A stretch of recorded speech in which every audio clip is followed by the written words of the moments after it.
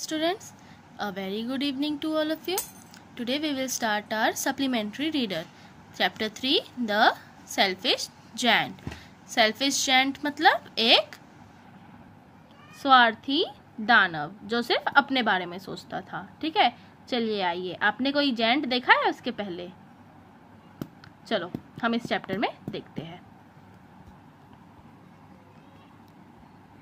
Every afternoon, as they were coming from school, the children used to go and play in the giant's garden.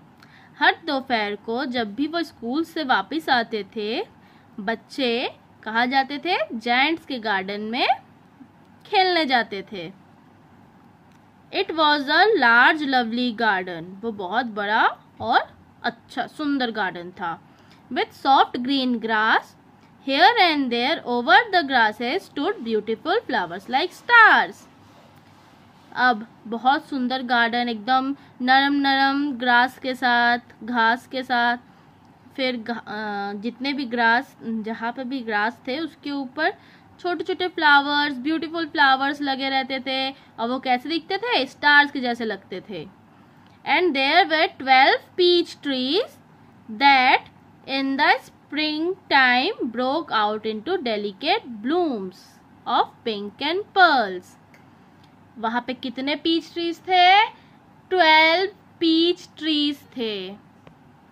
और वो spring time में खिल के क्या हो जाते थे? एकदम pink pink pink and pearl type के. Okay. And in the autumn bore rich fruit. और फिर ऑटम में उनमें बहुत ही अच्छे अच्छे फ्रूट लगते थे.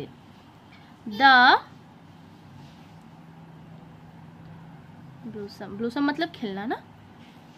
The bird set on the trees and sang so sweetly that the children used to stop their games in order to listen to them.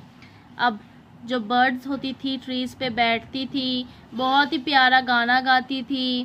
फिर इतना अच्छा गाना गाती थी कि बच्चे जो थे वो अपना गेम खत्म करके रोक के उनका गाना सुनने बैठ जाते थे. How happy we are here they cried to each other. अब बच्चे एकदम रोने लगे कि हम कितने खुश हैं यहाँ पे. One day the giant come back. एक दिन जो दानव था वो वापस आ गया. He had been to visit his friend the Cornish ऑर्ग. अब वो कहाँ गया था? अपनी फ्रेंड से मिलने गया था. कहाँ पे? कॉर्निश ऑग में. कॉर्निश ऑग मतलब एक कॉर्नवॉल का दानव. कॉर्नवॉल एक जगह है, उस वहां का दानव जो कि बहुत ही क्रूअल था, जो इंसानों को भी खा जाता था. And had stayed with him for 7 years. और उसके साथ वो 7 साल रहने गया था. When he arrived, he saw the children playing in the garden. जब वो वापस आया उसने देखा कि बच्चे गार्डन में खेल रहे. What are you doing here? He cried in a very gruff voice. अब वो चिल्लाते हुए पूछा, आप तुम लोग क्या कर रहे हो यहाँ पे? And the children ran away. Children उसकी आवाज सुन के भाग गए. गफ मतलब एकदम खुरदुरे, एकदम रफ वॉइस में चिल्ला के. Turn the page. My own garden is my own garden, said the giant. मेरा खुद का गार्डन मतलब मेरा खुद का गार्डन. ये किसने कहा? जायंट ने. Everyone can understand that, and I will allow nobody to play in it by myself. सबको ये चीज समझना चाहिए और मैं कभी भी किसी को यहाँ पे खेलने की इजाजत नहीं दूंगा. But so he built a high wall all around it and put up a notice board. इस कारण वो अपने गार्डन के आजू बाजू एक बहुत बड़ा दीवार खड़ा कर दिया और एक नोटिस बोर्ड भी टांग दिया. Trespasser will be prosecuted. ये था नोटिस. तो इसका मतलब होता है जो भी बिना इजाजत अंदर आएगा उसको पनिशमेंट मिलेगी. He was very selfish giant. जैसा कि मैंने बताया कि ये कहानी किसके बारे में है? एक जायंट की, जो कि बहुत ज़्यादा सेल्फिश था। The poor children had now nowhere to play. अब बच्चों के पास, बेचारे बच्चों के पास कोई जगह नहीं थी खेलने के लिए। They tried to play on the road, road में खेलने की कोशिश की, but the road was very dusty and full of hard stone. लेकिन रोड क्या था, बहुत गंदा था और बहुत ज़्यादा पत्थर थे उसमें। And they did not like it, उनको ये पसंद नहीं आया। They use to wander round the high walls when their lessons were over and talk about the beautiful garden inside. अब उन लोग अपने लेसन्स ख़त्म होने के बाद उस बड़े दीवार के पास जाते और सोचते कि हम कितने खुश थे अंदर। How happy we are there, they said to each other. Then the spring came, and all over the country there were little blossoms and little birds. Spring आया और पूरी कंट्री में छोटे पौधे, छोटे बर्ड, सब चीज खिल चुके थे। Now in the garden of selfish giant it was still winter. लेकिन अब जो जायंट का गार्डन था उसमें अभी भी विंटर चल रहा था। The birds did not care to sing in it as there were no childrens. वहाँ बर्ड्स गाना नहीं गाती थी क्योंकि वहाँ कोई बच्चे नहीं थे। And trees forget to blossom, और पेड़ खिलना भूल गए थे। Once a beautiful flower put its head out from the grass. एक बार एक छोटा सा फूल खिला, मतलब अपना सिर निकाला ग्रासेस के अंदर से। But when it saw the notice board it was so sorry for the children that it slipped back into the ground again. लेकिन जब उस फूल ने वो नोटिस बोर्ड देखा तो वो वापस से अंदर चले गया। and went off to sleep, और सो गया वो फूल। the only people who were pleased were the snow and the frost. सिर्फ वही लोग खुश, सिर्फ कौन खुश था? स्नो, बर्फ और फ्रोस्ट। ठीक है। Spring has forgotten this garden. Spring इस गार्डन को तो भूल ही चुका था। They cried, so we will live here all the year round. Spring इस गार्डन को तो भूल ही चुका है। स्नो और फ्रॉस्ट क्या बोल रहे हैं कि स्प्रिंग इस गार्डन को भूल ही चुका है, तो अब हम पूरे साल यहाँ रहेंगे। The snow covered up the grass with her great white cloak and the frost painted all the trees silver. अब स्नो ने क्या किया, पूरा अपना सफेद चादर स्नो का बिछा दिया ग्रासेस के ऊपर, और फ्रोस्ट ने क्या किया, पूरे ट्रीज को सिल्वर कलर में चेंज कर दिया। Then they invited the north wind to stay with them. फिर उन्होंने क्या किया, नॉर्थ विंड को अपने साथ रहने के लिए बुला लिया। एंड ही केम, और वो आ भी गया। He was wrapped in fur and he rode all day loud the garden about the garden. अब वो क्या था, उसने क्या पहना हुआ था, एकदम किस में लिपटा हुआ था, फर्स में। ठीक है। और वो पूरे दिन गरजता रहा। And blue the chimney pots down. हवा चलती है तो चिमनी, आग बंद हो जाते हैं ना, वही। This is a delightful spot, he said. अब उसने क्या कहा कि ये बहुत ही अच्छी जगह है। We must ask hail on a visit. हमको हेल को भी यहाँ बुलाना चाहिए। हेल मतलब जैसे थंडर स्टॉर्म वगैरह आती है ना, वैसे ही हेल स्टॉर्म भी होता है। सो हेल केम, और हेल आ गया।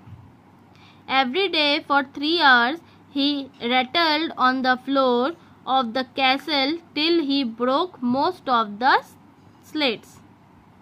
हर दिन 3 घंटे के लिए वो गरजता, जब तक कि वो कुछ चीज़ों को तोड़ नहीं देता। And then he ran around and around the garden as fast as he could. और फिर वो गार्डन के इर्द गिर्द घूमते रहता जितने ही तेज वो घूम सकता है। He was dressed in grey colour के कपड़े थे उसके। And his breath was like ice, और उसकी सांसें इतनी ठंडी थी जैसे कि कोई बर्फ। I cannot understand why the spring is so late this in coming, said the selfish giant. अब जायंट कह रहा है कि मेरे को ये समझ नहीं आ रहा है कि स्प्रिंग को इतनी लेट क्यों हो रही है इस बार आने में। As he sat at the window and looked out at his cold white garden. ये कब कह रहा था वो? जब वो खिड़की में बैठा हुआ अपने कोल्ड वाइट गार्डन को देख रहा था। I hope there will be a change in the weather. But the spring never came, nor the summer. वो सोच रहा था कि अपने गार्डन को देखते हुए सोच रहा था कि आई होप कि ये चेंज हो जाए, लेकिन स्प्रिंग नहीं आया, ना ही समर आया। The autumn gave golden fruits to every garden, but to the giant's garden she gave none. Autumn क्या देते थे? अच्छे अच्छे फल देते थे सभी गार्डन में, लेकिन जायंट के गार्डन को कुछ नहीं दिया। He is too selfish, she said. अब ऑटम ने क्या कहा कि वो बहुत ज़्यादा सेल्फिश है। So it was always winter there, and the north wind and the hail and the frost and the snow dance together through the trees. उसने क्या कहा कि वो बहुत ज़्यादा सेल्फिश है, इसलिए वहाँ पे विंटर ही विंटर है, नॉर्थ विंड है, हेल है, फ्रोस्ट है, स्नो है, सब है, और सब क्या कर रहे थे? डांस कर रहे थे ट्रीज के आजू बाजू। One morning the giant was lying awake in the bed when he heard some lovely music. एक दिन उसने क्या देखा? जब वो अपने बेड में लेटा हुआ था तो उसने सुना कि कोई बहुत अच्छा गाना गा रहा है। It sounded so sweet to his ears that he thought it must be the king's musician passing by. वो इतना अच्छा लगा उसको सुनने में कि उसने सोचा कि किंग के म्यूजिशियन आस पास से कहीं जा रहे हैं। It was really only a little linnet singing outside his window. और वो आवाज़ किसकी थी? एक लिनेट की थी। लिनेट एक बर्ड का नाम है जो कि यूरोप में मिलती है। But it was so long since he had heard a bird singing in his garden that it seem to him to be the most beautiful music in the world. लेकिन ये बहुत टाइम बाद हुआ था कि कोई उसके गार्डन में गा रहा था, तो उसको क्या लगा कि ये सबसे अच्छा गाना है पूरे वर्ल्ड का। Then the hail stopped dancing over his head, and the north wind